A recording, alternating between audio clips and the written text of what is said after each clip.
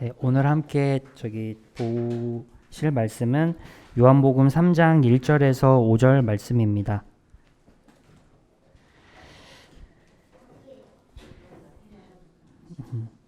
요한복음 3장 1절에서 5절입니다.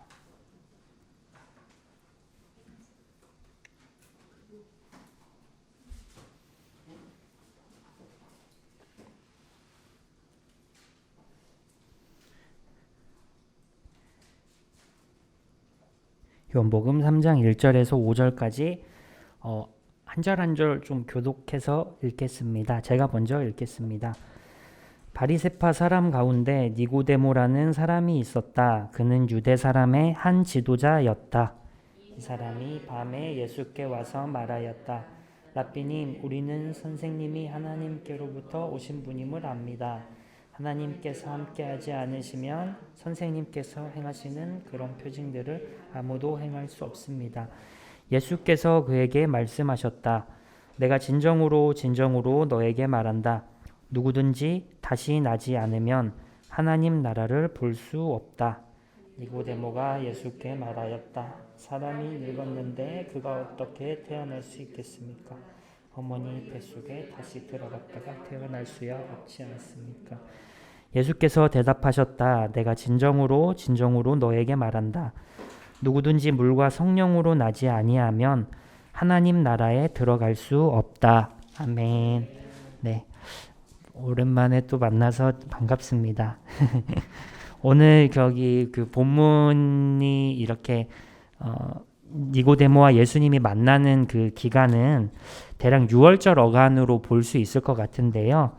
성경 그 2장 요한복음 2장에 보면 그 예수님께서 이제 6월절 어간에 이제 예루살렘으로 올라가셨다라는 그 부분이 있어요. 그래서 아마 그 정확한 시점은 정확히 모르겠지만 아마 예수님과 니고데모가 만났던 때는 6월절 정도로 볼 수 있을 것 같습니다.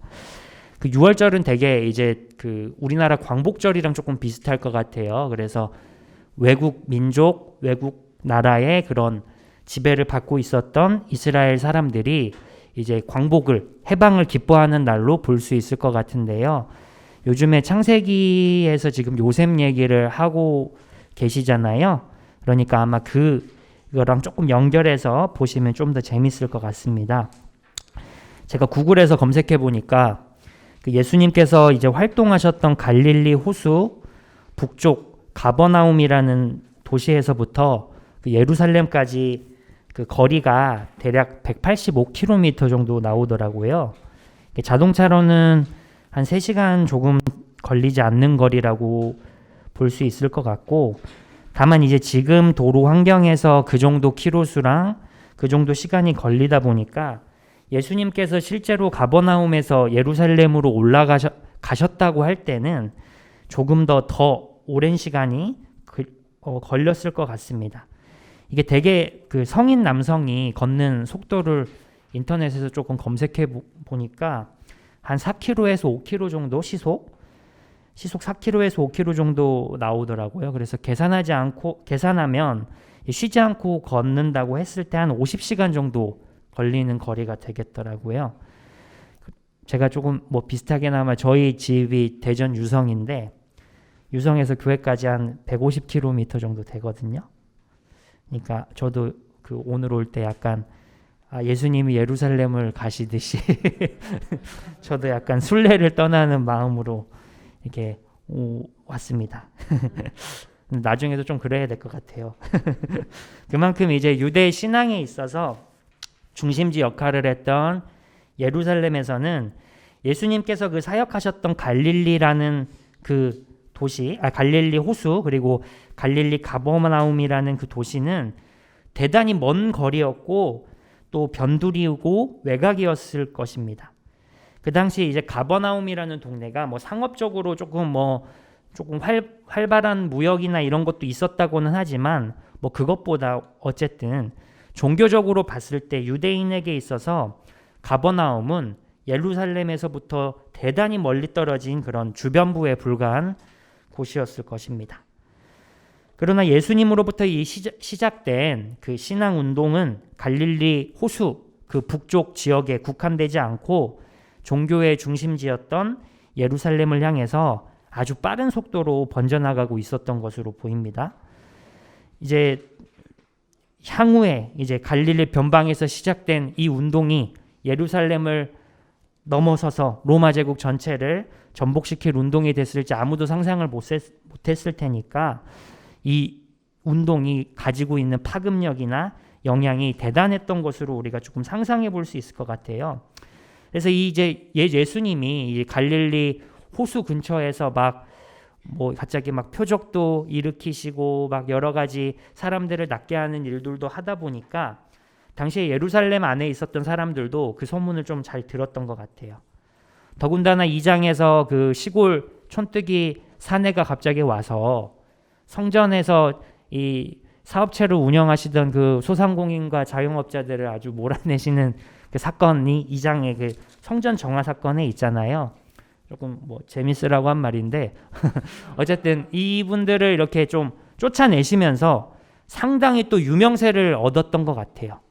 그러니까 근데 이제 되게 그렇잖아요. 그 과격하거나 조금 너무 급진적으로 가는 그런 운동이나 그런 거에 대해서는 되게 사람들이 거리감을 조금 두기도 하고 조금 조심스러워하는 것을 볼 수 있습니다. 그러다 보니까 이제 유대 지도자 그룹 중 하나인 바리새파라는 그 그룹에 속했던 니고데모라는 사람이 예수님을 만나기 위해서도 대단히 신중해질 수밖에 없었던 것 같습니다. 그래서 이제 오늘 본문 3장인 그 니고데모가 예수님을 찾아왔을 때 사람들이 보는 눈이 매우 적은 밤 시간에 예수님을 찾아온 곳으로 볼 수 있을 것 같습니다.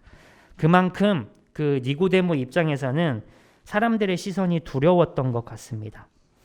우리는 여기에서 그 밤이 갖고 있는 의미에 대해서 조금 생각해 볼 수 있을 것 같아요. 밤이라는 시간이. 되게 사람들은 이제 밤을 어둠이 지배하는 시간으로 생각하고는 하지요. 더욱이 요한복음에서는 이 밤이라는 의미, 또 어둠이라는 의미가 조금 더 아주 극적인 효과를 가지고 좀 사용되는 것을 볼 수 있습니다. 요한복음 1장 잠깐 한 번만 볼게요. 요한복음 1장 1절에서 5절 말씀인데요. 제가 그냥 읽어드릴게요. 태초에 말씀이 계시니라 이 말씀이 하나님과 함께 계셨으니 이 말씀은 곧 하나님이시니라. 제가 개역개정으로 읽었네요. 2절은 다시 읽을게요. 그는 태초에 하나님과 함께 계셨다. 모든 것이 그로 말미암아 창조되었으니 그가 없이 창조된 것은 하나도 없다. 창조된 것은 그에게서 생명을 얻었으니 그 생명은 사람의 빛이었다. 그 빛이 어둠 속에서 비치니 어둠이 그 빛을 이기지 못하였다. 그리고 9절에서 11절도 조금 읽어보겠습니다. 참 빛이 있었다. 그 빛이 세상에 와서 모든 사람을 비추고 있다. 그는 세상에 계셨다. 세상이 그로 말미암아 생겨났는데도 세상은 그를 알아보지 못하였다. 그가 자기 땅에 오셨으나 그의 백성은 그를 맞아들이지 않았다. 즉 그 어두운 밤 시간에 찾아온 니고데모라는 사람은 어떻게 보면 그 요한복음의 1장이랑 조금 연결해서 생각해 보면 어둠에 속한 사람들, 빛을 알지 못해서 예수님을 영접하지 못한 사람들이라고 볼 수도 있을 것입니다. 니고데모는 참빛을 알지 못했던 세상의 사람으로 예수님을 영접하지 않은 바리새 그룹을 이렇게 어떻게 보면 상징하는 것으로 볼 수 있을 것입니다. 다시 말해서 지도자로 불리던 바리새 그룹이 실은 어둠 속에 속해 있는 사람들이라는 것입니다. 그들에게는 민중을 지도할 지도력과 지혜, 능력이 없는 것을 이렇게 약간 문학적인 방법으로 좀 비판하고 있는 것을 좀 볼 수 있을 것 같아요. 그 니고데모라는 사람의 이름이 가진 뜻도 좀 재밌더라고요. 저도 좀 찾아봤는데 그 영어 성경에 보면 니코데무스라고 하는데 이게 약간 합성어인 것 같아요. 그러니까 니코스 그리고 데모스라는 말의 합성어로 보이는데 우리가 그 영어에서 민주주의라고 할 때 뭐 데모크라시 막 이런 식으로 얘기를 하잖아요. 그러니까 거기에서 데모거든요. 그러니까 민중이라는 데모스라는 단어와 지도자라고 조금 볼 수 있을 그 니코스라는 단어가 좀 합쳐진 것 같아요. 그러니까 실제로 니고데모는 그러니까 민족을 이끌 지도자, 지배자 뭐 약간 이런 뜻을 갖고 있는 거죠. 그러니까.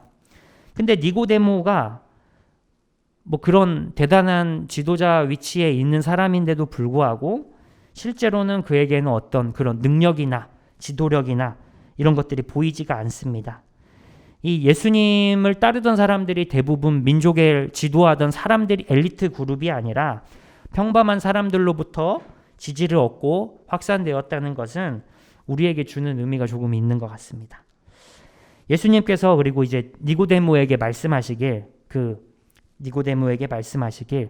사람이 거듭나야 하나님의 나라에 들어갈 수 있다고 하십니다.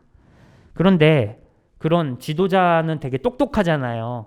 똑똑하고 뭐 그럴 것 같은데 니고데모는 그 의미를 잘 헤아리지 못합니다. 그리고 예수님께 그 의미에 대해서 다시 되묻는 내용이 오늘 본문에서 나옵니다. 그러자 예수님께서는 사람이 물과 성령을 통해 거듭나는 것임을 말씀하는 것을 우리가 보게 됩니다. 첫째로 우리가 좀 생각해 볼 것은 이 거듭나다라는 뜻이 제가 여기 성경책에 보니까 맨 아래 각주 달려 있기로는 위로부터라는 뜻도 있다고 하네요. 그러니까 그리스 말로는 아노텐이라는 말인데 이게 거듭나다라는 뜻도 있고 위로부터 나다라는 뜻도 있는 것 같습니다. 그러니까 이 사람이 거듭나야 된다, 위로부터 다시 나야 된다는 것을 예수님이 말씀하시는 것을 니고데모는 잘 알아듣지 못한 것 같습니다. 근데 이제 그 대부분 이제 교회 전통에서는 이 물과 성령을 통해서 거듭난다, 물과 성령을 통해서 위로부터 다시 태어난다 라는 이 뜻을 그 교회 전통에서는 물과 성령을 통한 침례, 세례로 이렇게 설명하는 구절이라고 많이 해석을 해왔습니다. 그래서 교회에서는 그 물을 통해서, 우리 교회는 침례교회니까 그냥 이제부터는 침례로 말씀드리겠습니다. 우리 교회에서는 이제 물을 통해서 침례 의식을 거행해 왔습니다. 성령 침례라는 것은 되게 이제 가시적인 의식으로 이루어지는 것이 아니기 때문에 물을 통한 침례를 교회의 대단히 중요한 전통 중 하나로 여겨왔던 것입니다. 그래서 교회에서는 기독교 신앙을 고백한 사람에게 물을 흩뿌리거나 물을 붓거나 혹은 그 사람을 물에 아예 침수시킴으로써 그가 교회 공동체에 입문할 수 있도록 공인해 주었습니다. 근데 이제 우리에게는 그 침례라는 의미가 의미가 좀 중요하지는 않을 수도 있을 것 같아요. 왜냐하면 지금은 우리가 아무나 이렇게 내가 종교의 자유를 가지고 있어, 나는 뭐 누구를 믿고 뭐 믿지 않을 자유가 있어 라는 것을 생각하고 있기 때문에 그 의미가 크게 중요하지 않을 수도 있기는 한데 초기 교회에서는 이게 대단히 중요했던 것 같아요. 왜냐하면 이 침례 의식은 자신의 정체성을 하나님 나라의 일원으로 고백하여 인증받는 것으로 이해되었기 때문입니다. 그러니까 다시 말해서 그 313년에 로마에서 기독교가 공인을 받게 되는데요. 그 전까지는 기독교인으로 살 거야 라고 하는 사람들은 뭐라 그래야 될까요? 따돌림 받는 거는 기본이고 심지어 목숨까지 되게 위험한 상황이었던 것 같아요. 그러니까 그 전까지는 내가 침례를 받는다는 거는 잠재적인 사형수로 살아갈 수 있다는 것도 각오하고 살아갈 수 있을 정도로 아주 그런 뭐라 그럴까요? 그 선언이고 대단히 용기 있는 행동이라고 볼 수 있을 것 같습니다. 우리가 하나님을 구약에서는 아도나이라는 말을 하거든요. 그러니까 감히 여호와 하나님의 이름을 부를 수가 없기 때문에 제가 그 한다루 목사님의 이름을 누구누구야 이게 이렇게 부를 수는 없잖아요. 쉽게. 그러니까 목사님 이런 식으로 조금 바꿔 부르든지 이렇게 하는데 그 하나님을 부를 때도 유대인들은 야훼 하나님, 여호와 하나님 이렇게 쉽게 못 불렀대요. 그러니까 어떻게 불렀냐면 아도나이라고 불렀는데 이 아도나이라는 뜻이 주님이라는 뜻이거든요. 그리고 우리가 잘 알고 있는 퀴리오스라는 그런 말도 그리스어로 주님, 그리고 조금 로마 말로는 도미누스라고 하는데 이것도 주님이라는 뜻이에요. 근데 로마에서는 당시 주님이라는 주님이라는 뜻의 호칭을 쓸 수 있는 사람이 한 명이 있었거든요. 누굴까요, 그게? 로마에서 주님이라고 불릴 수 있는 사람. 로마 황제밖에 없었거든요. 근데 기독교인들이 갑자기 예수님을 키리오스, 우리의 키리오스, 우리의 도미누스, 우리의 아도나이라고 하니까 로마 제국 입장에서는 아주 그 로마 제국의 통치 질서를 흔드는 사람들로 볼 수 있는 거죠. 그러니까 이 사람들을 핍박해야 되고 박해해야 되고, 이 사람들은 위험한 사람들이야. 우리가 소위 말하는 그 사람들은 스파이야, 간첩이야, 아니면 빨간 사람들이야, 이런 식으로 하는 거죠. 네. 그러니까 이 우리나라로 치면 제가 좀 봤더니 국가보안법 1조에 국가의 안전을 위태롭게 하는 반국가활동이라고 얘기하더라고요. 1조에 보니까 이런 활동을 아주 제한시킨다라고 하는데, 로마 입장에서는 이 반국가활동을 하는 기독교인들을 박해할 수밖에 없었습니다. 그러니까 사형에 처할 수 있다고도 국가보안법에도 나와 있는데, 마찬가지로 로마에서도 이 기독교인들은, 침례를 받은 기독교인들은 사형에 처할 수도 있다라는 것으로 아주 엄하게 다스렸던 것 같습니다. 그래서 그 역사적 의미에 대해서는 향후 우리 침례 교회의 신앙과 정체성을 공부할 기회가 있을 때 조금 다룰 수 있으면 좋겠고요. 하지만 이제 오늘은 그보다 이 물과 성령에 갖는 보다 좀 근원적이고 그런 이야기들을 좀 나누고 싶은데요. 여러분들은 물과 성령으로 다시 태어난다, 물과 성령으로부터 위로부터 태어난다라고 했을 때 어떤 생각이 떠오르시는지 잘 모르겠습니다. 혹시 물이라고 하면 물로 태어난다 라고 할 때 어떤 생각이 드세요? 우리 기준은?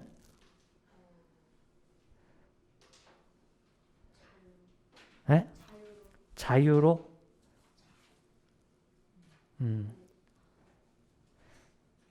물이 이렇게 자유롭다 보니까 아마 기준은 이렇게 자유롭게 살아갈 수 있다라고 그런 방탕한 생활을 좀 하고 싶은 거를 표현하는 것 같습니다.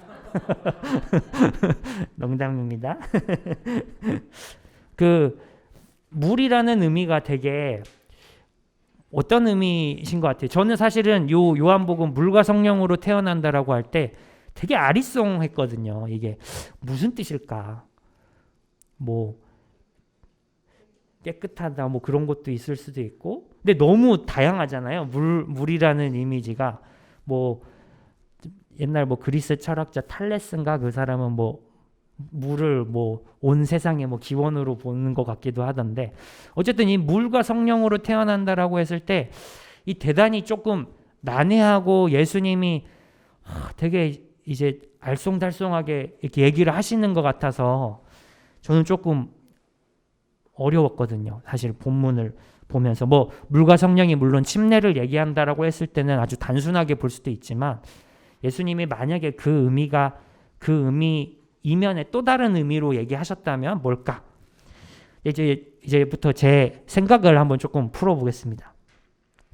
저는 그 예수님께서 말씀하신 물로 태어난다라고 했을 때 생각나는 게 하나 있었어요. 우리 사람이 어디서부터 태어나죠? 그렇죠. 어머니의 자궁에서부터 태어나요. 근데 어머니 자궁에는 공기반 이런 게 있는 게 아니라 어머니 자궁 안에는 양수라는 게 있어요. 양수. 그래서 그 양수가 외부 충격으로부터도 여러분을 태아를 보호해주고 사람을 이렇게 자라날 수 있게 하는 자양분 토양이 되거든요. 저는 처음에 그래서 물이라는 것을 생각했을 때 태어나다라는 의미가 또 약간 비슷하잖아요. 그래서 물이 어머니 모태에서 나는 따뜻한 양수처럼 생각이 되었습니다. 태아에게 어머니의 양수는 자신이 성장하고 자라나는 출생의 근원이 되지요. 양수는 생명을 생육시키는 기초 토양입니다. 어머니의 모태 속에서 태아가 자유롭게 유영하면서 하나의 생명체로 출생하기 위해 준비하듯 물을 통해서만이, 양수를 통해서만이 사람이 태어날 수 있는 것 같아요. 자, 그리고 두 번째, 성령으로 태어난다. 이것도 대단히 조금 애매한 것 같습니다. 근데 저는 이것도 조금 다르게 생각해 봤는데, 이 그리스 말로 성령이라는 말이 푸뉴마라고 하거든요. 푸뉴마. 근데 푸뉴마라는 그 단어에는 이런 뜻이 있대요. 성령이라는 뜻도 있고, 영혼이라는 뜻도 있고, 바람, 호흡이라는 뜻이 좀 다양한 뜻을 다 쓰인다고 하더라고요. 그러니까 어머니 모태 안에서 양수를 통해 하나의 생명체로 준비된 태아에게 호흡과 숨결이 불어넣어지는 거죠.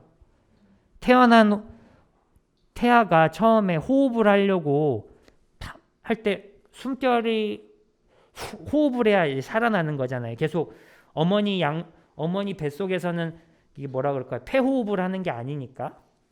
그러니까 생명체로 준비된 태아에게 호흡과 숨결이 불어넣어져야만 진정 생명이 되는 거죠. 진정 인간이 되고 진정 사람이 되는 거죠. 비로소 참 생명으로 인정을 받는 거죠.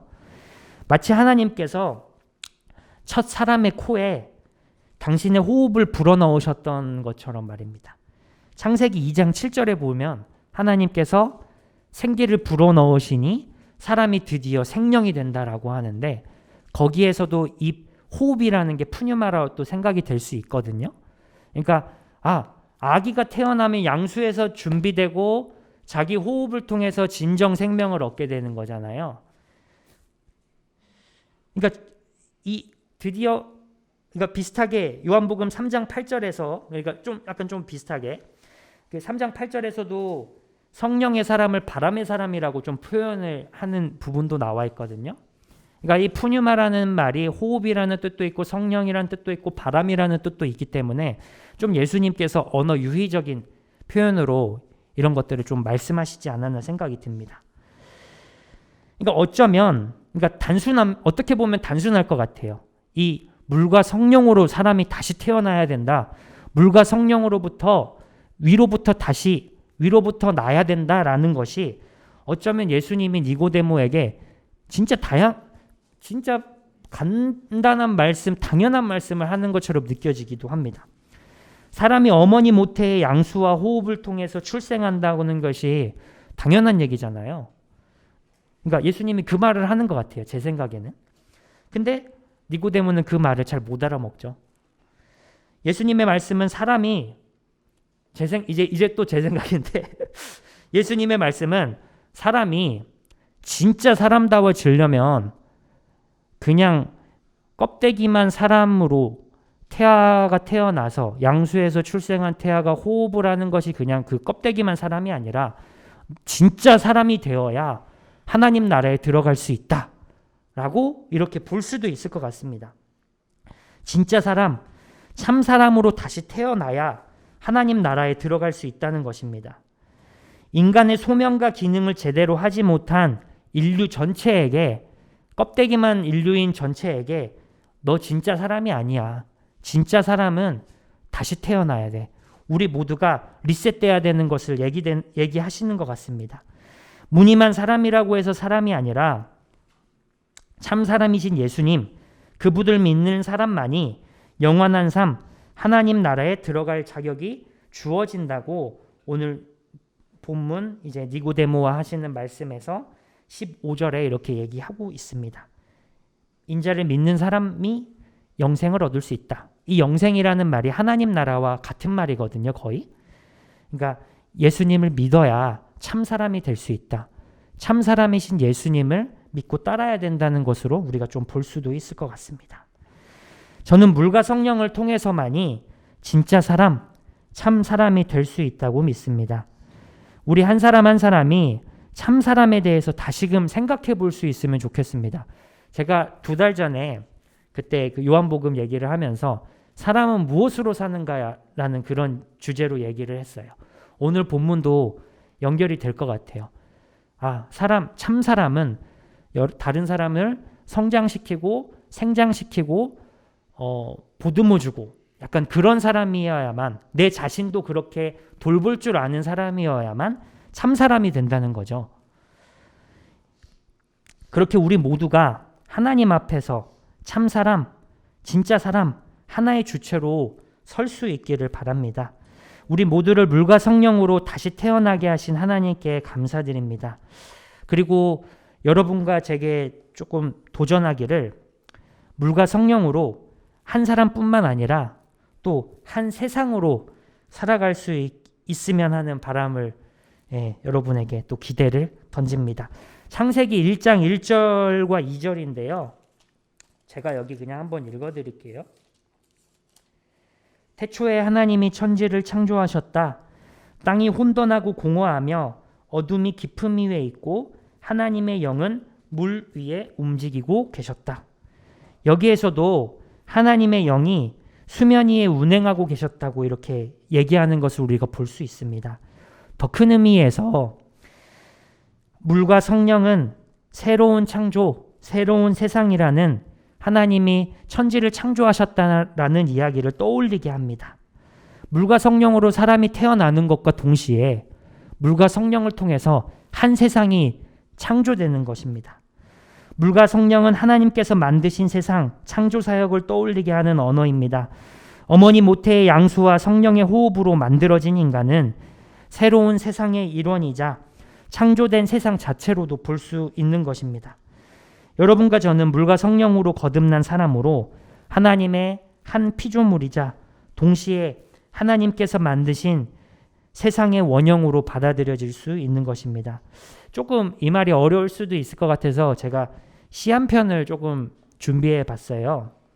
이문재 시인의 어떤 경우라는 시인데, 여기에 이 시를 통해서 어떻게 한 사람이 한 세상이 될 수 있는지 조금 약간 연결이 될 수 있을 것 같아서 좀 생각해 봤는데요.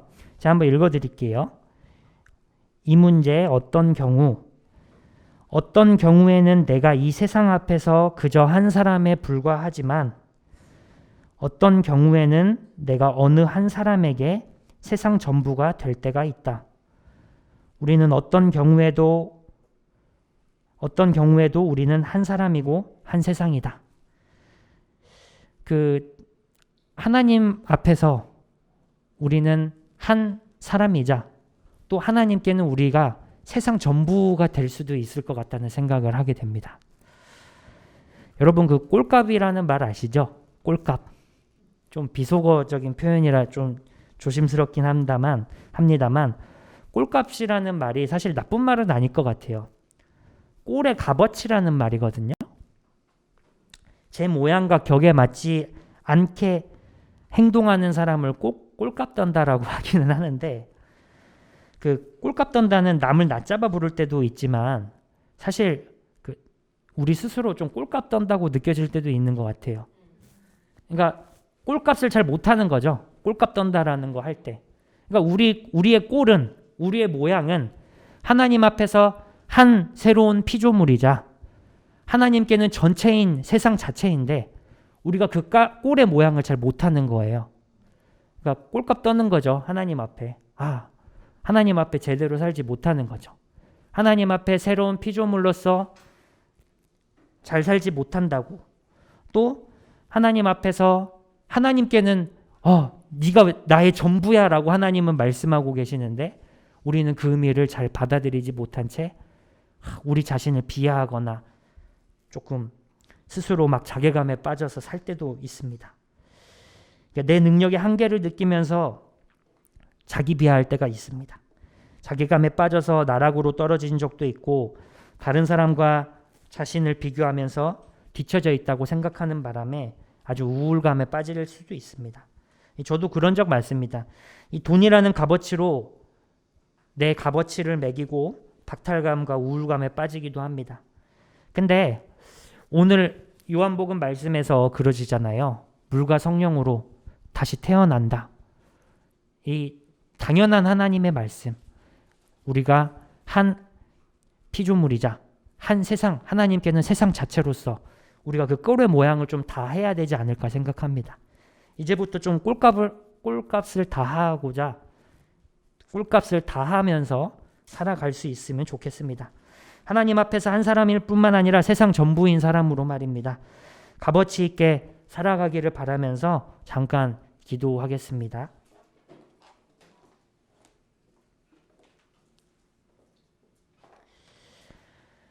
우리가 이 시간 함께 기도할 때 이 물과 성령으로 우리를 새롭게 태어나게 하신 하나님께 감사드리며, 또 물과 성령으로부터 하나님으로부터 온 생명을 얻게 하신 먼저 하나님께 감사드리는 기도를 합시다.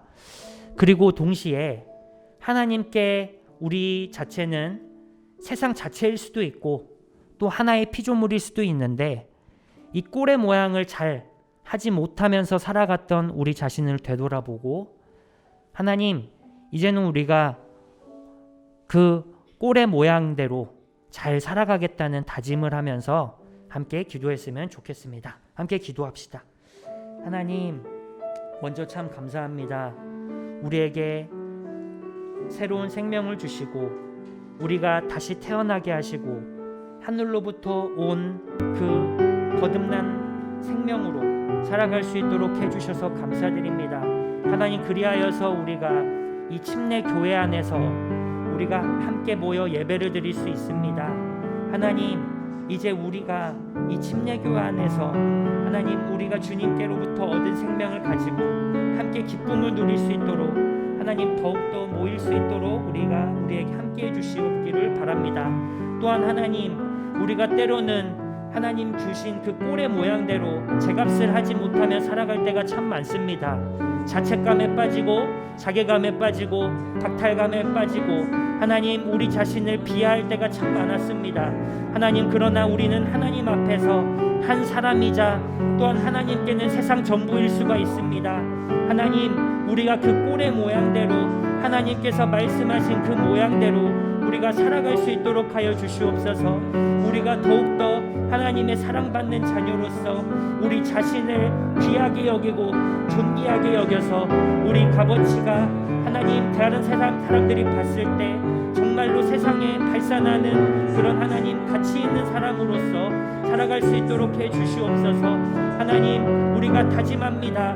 우리가 가치 있는 사람으로서 우리 스스로 느끼고 우리 스스로 여기고 하나님 앞에서 그렇게 살아갈 수 있기를 바랍니다.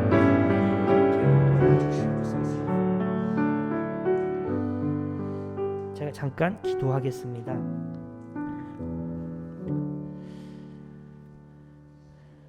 하나님, 우리는 하나님 앞에서 새롭게 생명을 얻은 사람들입니다. 그리하여서 이 교회 안에서 함께 하나님을 예배할 수 있어서 참 감사드립니다. 하나님, 그리고 동시에 우리는 하나님의 새로운 피조물이자 하나님께는 전부인 세상으로 살아갈 수 있습니다. 하나님, 그러나 우리가 때로는 그러지 못하고 우리 자신을 비하하고 정말로 자괴감에 빠져서 살아갈 때도 참 많았습니다. 하나님, 그러나 하나님께서 말씀하신 꼴대로 우리가 정말로 그 값어치를 다하면서 살아갈 수 있도록 해 주시옵소서. 감사드리며 예수님의 이름으로 기도드렸습니다. 아멘.